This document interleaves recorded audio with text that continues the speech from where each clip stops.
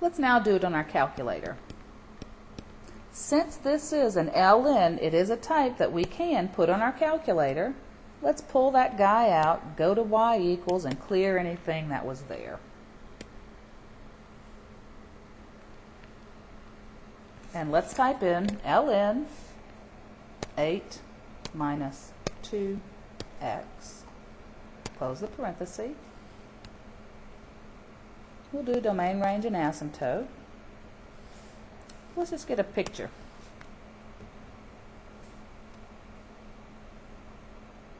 Okay, so we're seeing our graph arcing from the left, coming to the right. Where is our asymptote going to be? I'll have to show you how to find that. But let's check out some points. Let's see if I hit trace. Oh, that's at 2.07. If I go to the right, oh, fell off. Well, somewhere around 3.4. So if somewhere around 3.4 happens to be my intercept, I'm assuming my vertical asymptote is going to be probably around 4. Because notice when it falls off. Watch when you don't get a y value. Aha! Right after 4. 3.9, 3.8, we get a value. When it goes past 4, we don't. I'm assuming, and that's a good indication, that your asymptote is there at 4.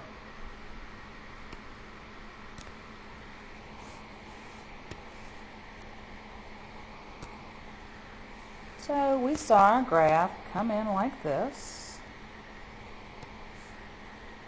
That's around 3 point something.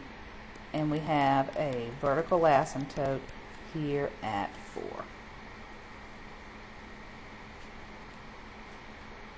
Basic shape using our calculator.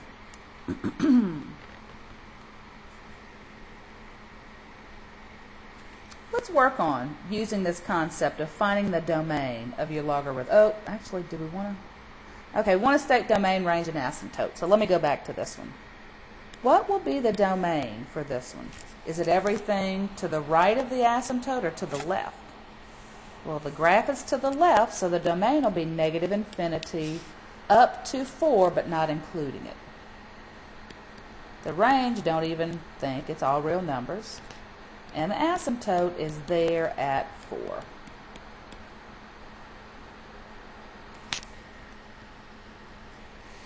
Let's talk about finding the domain of a logarithm. Maybe not just graphing it, but let's find the domain. So I want to find the domain of a logarithm. All I have to do is set the argument greater than 0 and solve. So now what's the argument? The argument is the part inside the logarithm. This is the argument. The part that comes behind the logarithm and is set off in parentheses. Right there. So if I take that argument and set it greater than or equal to 0 and solve it, I will automatically have the domain for my function, and actually I'll automatically get the asymptote. You'll see. Let's set the argument greater than 0 and solve it. So if I bring the 1 over, I get x greater than negative 1. There's my domain. Everything bigger than negative 1. What happens at negative 1? You automatically get your vertical asymptote. It's just the way it happens.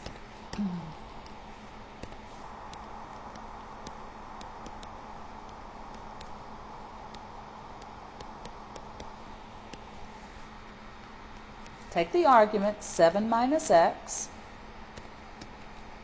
Oh gosh, I'm getting real sloppy here, guys.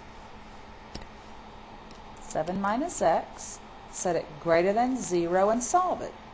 So I'm going to drag the 7 over, becomes negative. How do we get rid of a negative on an x? We can divide both sides by negative 1. Negative divided by negative is positive. Here, negative divided by negative is positive.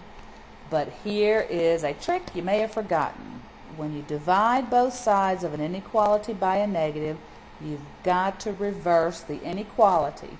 This one was given as a greater than. When we reverse it, we write it as a less than. Be careful with that.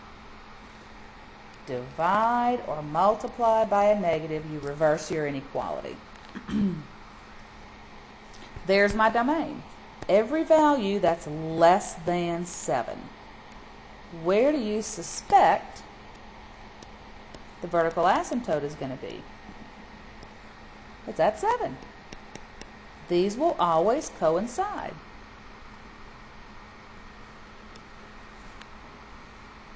Finally, this one. X squared greater than 0. Well, this one actually is a no-brainer. Is there any value of x that when you square it, it's not greater than 0? Every x value you square will always be greater than 0, except 1. If you put in 0, 0 squared is actually equal to 0. So if I go to state my domain, I've got to watch out and say x cannot be 0.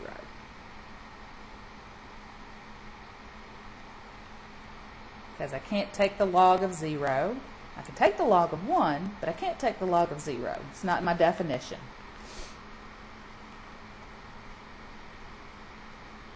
Now let's get a quick picture and see what that looks like. What happens at 0 since my domain can't be 0? So what did we have? ln of x squared. Let's investigate. X can't be 0 in my domain. But I've got an asymptote there. Let's graph it. Ah, quite interesting. Kind of get this bird-looking thing.